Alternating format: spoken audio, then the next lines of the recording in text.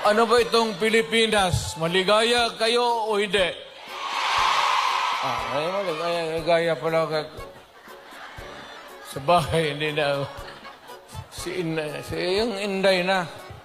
Yun ang maldita.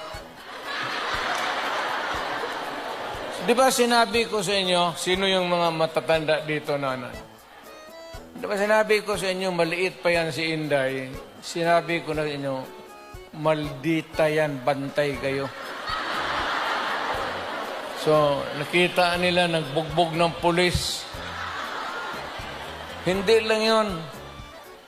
Hindi, yung nakita lang ninyo sa TV, maraming binugbog yan, mga driver namin, pati buang talaga yan si Inday. Pero kung yun ang masunod sa inyo, magsunod sa akin pagka...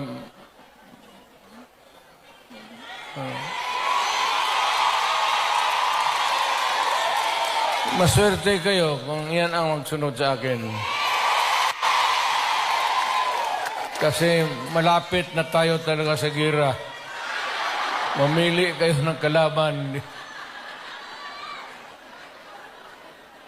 Hindi, mano yan si Inday.